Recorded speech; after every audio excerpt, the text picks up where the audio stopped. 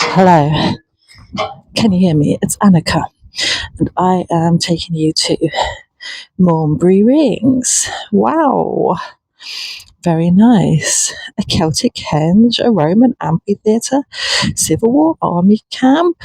They also used to do public executions here. Yeah, crazy. So here it is.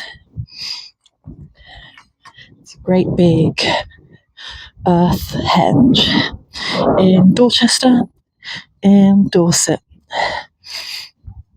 And it's nice if you like to come for a walk. Lovely trees. Oh, I can't wait for the leaves to come back to the trees. My gosh. Here's another little. Used as a Civil War camp. Do you know much about the English Civil War? Basically, it was a battle between the parliamentarians and the royalists. Basically, there were some people who wanted the royal family to just rule over the land, and others that wanted a parliament instead and wanted to get rid of the monarchy. And there was a big old war. There's a big old crazy war. And they captured the king and they beheaded him. Yeah. We had a proper civil war where we beheaded the king and got rid of the royal family. Just didn't last very long, unfortunately. So, yeah, can you imagine back when executions were just like a public occasion where everybody came along to witness it? They would have had the I don't know, what were they doing? Hanging people here, I guess. Hanging, beheading. And everyone was just kind of sat on the grass watching, having a jolly good time. How crazy. There's one case, I think the last public execution that they had was a woman who was accused of poisoning her husband. And who knows whether that was true or not. Who knows whether, she could have possibly. I'm sure that a lot of women were in very abusive relationships and your only hope was to employ a poisoner. But then again, he could have just got sick and died and they just blamed the wife because they didn't want her to inherit his money. Who knows? But yeah, but long before those days of actually, I'm not sure what year that last execution was. Maybe it was like 1750 or something. Maybe it was a bit later. Maybe it was like 1850. Who knows? I'm sorry that I don't have the facts on hand right now. But yeah, this henge was used for multiple purposes over the centuries. And back in the Celtic days, it would have been some kind of sacred site. What I find really interesting is there's this kind of like opening on one side and the other, and then the surrounding hill. Thank goodness for the sun coming out.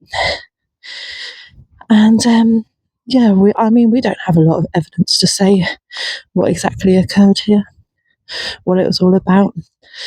But multiple uses over the centuries, very interesting. And I just think there's something quite interesting about this whole area. These days, it's used for just picnics and nice days out, walking your dog. There's a vegan market that happens once a year, which is really lovely. And it's just something quite comforting about these grassy banks surrounding you, like a little hug from Mother Earth. So I just wanted to show it to you. It's one of the many, many ancient historical sites in Dorset. There's, I don't know how many, there's a lot.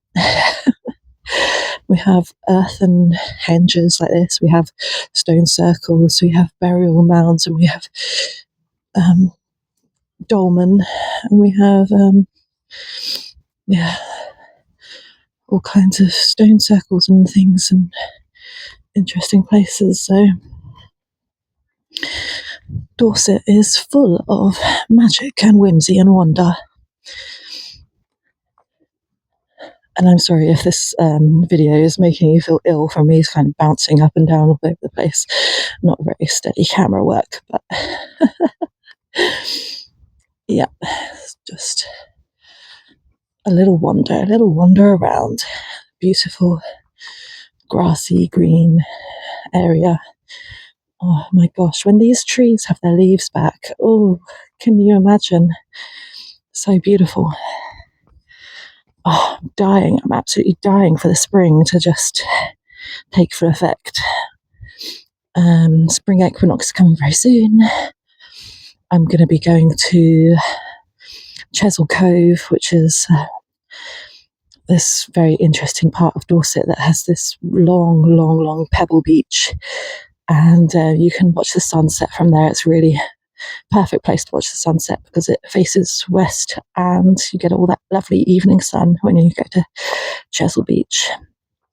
And I'm going to go there on Friday evening, and we're going to have a little pagan moot at the Cove pub and have a little talk from one of our local authors who has just written a book called Ancient Footsteps. And he's going to give a quick sort of explanation of what his book is about. I'm going to try and make a little video and upload here so you can see for yourself. And yeah, I think it's going to be a nice little evening. I don't really know what's going to happen, but I'm just on my way to the train station right now. There's actually a railway just there, just behind the bushes there, and I'm very often getting the train up and down. I love a train journey. Oh my gosh. Look over there, across the road is a skate park, often occupied by kids on scooters. That's fun. So yeah, I hope you enjoyed this little visit to one of our many sacred sites in Dorset. All of the history, the Celtic history, the Roman history.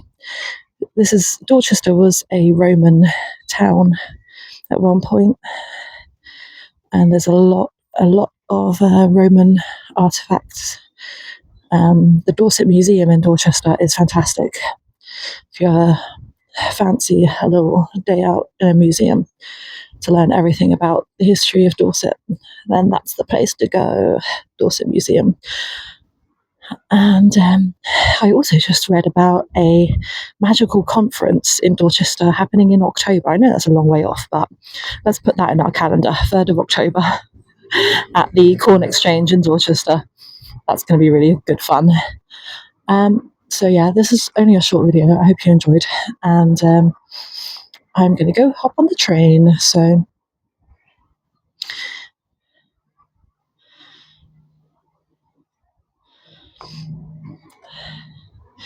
leave me a comment.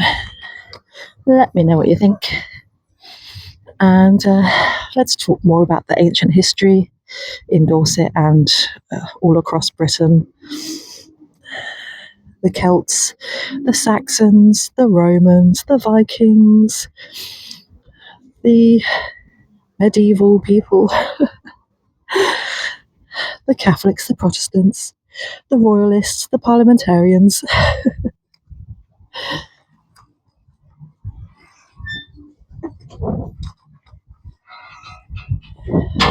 Maumbury Rings.